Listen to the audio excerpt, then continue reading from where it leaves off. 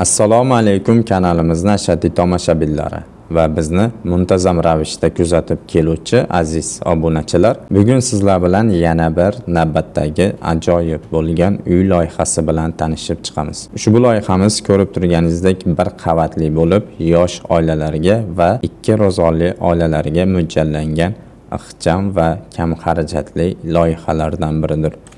Loyihadagi uyimizning xonalar soni umumiy 5 xonadan iborat bo'lib, juda bir ixcham, qulay holatda joylashtirilgan. Endi loyihadagi uyimizni tashqi razmerlarga keladigan bo'lsak, bizda mana bu oldi tarafimiz, ya'ni ko'cha tarafimiz hisoblanadi. Darvozaxonamiz o'ng qo'lda chekkada joylashtirilgan. Ko'cha tarafimizning uzunligi 13 metr va uyimizni mana bu yon tarafi esa 20 metrni tashkil etadi. Agar ushbu loyihamizni kimda kim birga bir qurmoqchi bo'lsa, maksimal 2,5 sotiq yer maydoni kerak bo'ladi. Endi loyihadagi uyimizni fundament razmerlariga o'tamiz. Loyihadagi uyimizni fundamentini umumiy ko'rinishi mana shunday holatda ko'rib turganingizdek, uyimizda podval qismi yo'q. Shuning uchun faqatgina fundament qismini tanishtirib o'tamiz. Fundamentimizni razmerlariga keladigan bo'lsak, balandligi 75 cm va eniga 40 cm ni tashkil etadi. Mana shunda mana bu uyimizning 0 atmetkasiga 5 pog'ona zina bilan ko'tariladi. Fundamentimizning rasxodlariga keladigan bo'lsak, fundamentimiz uchun umumiy hisobda 23 kuba beton quyish kerak bo'ladi va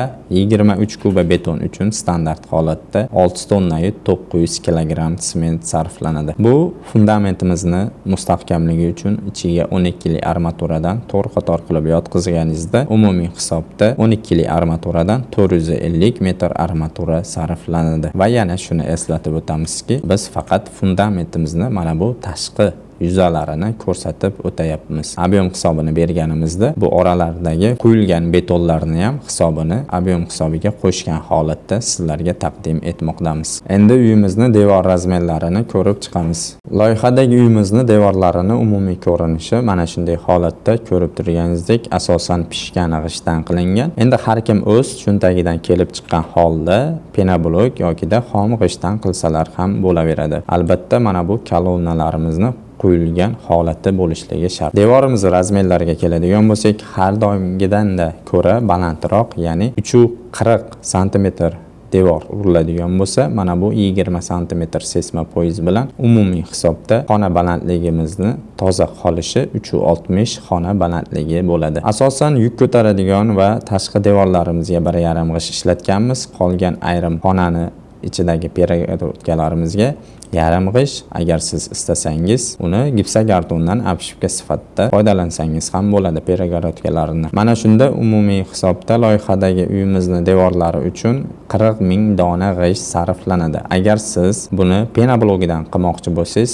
60 ga 30 2800 ta penoblog sarflanadi. Endi loyihadagi uyimizni xonalar joylashuvini ko'rib chiqamiz. Loyihadagi uyimizni xonalar joylashuvini umumiy ko'rinishi mana shunday holatda ko'rib turganingizdek, ko'plab yangi chiqayotgan videolarimizda xonalar joylashuvini kamera orqali yurib ko'rsatayotgan edik. Ayrim kommentariylarda, izohlarda inobatga olgan holda bu galgi videomizni xonalar joylashuvini shunaqangi tepadan tushuntirib o'tamiz. O'ng qo'l tarafda mana bu chekkada bizning darvozaxonamiz joylashgan. Darvozaxonamizga bemalol bitta avtomobillarini joylasalar bo'laveradi. Darvozaxonani oldidagi mana bu bizda kattagina mehmonxonamiz hisoblanadi. Mehmonxonamizning kirish eshigi tashqaridan, ya'ni mana bu yerdagi kichkinagina ayvonchamiz orqali. Mana shu ayvonchamizdan mana bu xonalarga kirish mumkin va mana bu mehmonxonaga kirish eshigi qoldirib ketilgan. Bu mehmonxonamizni oldidagi mana bu deylik o'zbekchilikda agar o'g'illarini uylasalar, mana shu yerga uylasalar bo'laveradi. Bu bizda misol uchun kattalar yotoqxonasi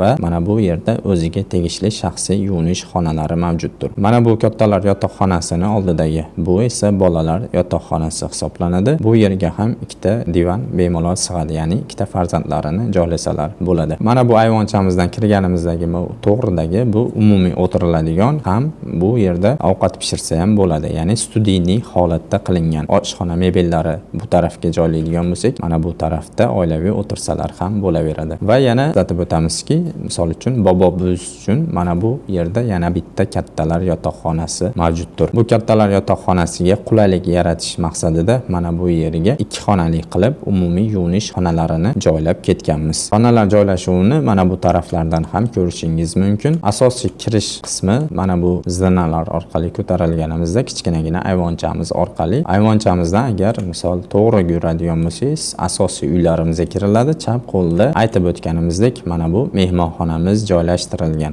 Bu yerda yana kichkinagina bizning koridorchamiz bor. Mana bunday holatda. Bu tarafda esa yana bitta kattalar yotoqxonasi. Mana bu yerga eshik qo'yiladigan bo'lsa, bu taraf kelin-kuyov uchun отдельный zona bo'lib qoladi. Mana bu esa ota-onasi uchun qilib tayyorlangan. Naves qismini tanishtirib o'tadigan bo'lsa, bu loyihamiz podval yo'qligi uchun polni mana shu uchastkamizni tish tizimlarini mana bu yerda kichkinagina hojatxonamizni orqasiga biz kat yo'l qoldirib ketganmiz. Mana bunday holatda. Birinchi xonamiz hojatxona, orqasidagi kat yo'l qismi issiqxonamiz. Bu yerda esa yozgi oshxonamiz bor. Agar kimdir yeri, misol uchun hozir bu yerda umumiy uzunlik 20 metr, 20 metrdan ortiqcha yoki da anchagina ko'p bo'ladigan bo'lsa, mana shunday holatda qilib mana bu orqa tarafga o'tadigan eshik qoldirsalar ham bo'laveradi. O'zini bunaqangi chiroyli landshaftli zonalari bor.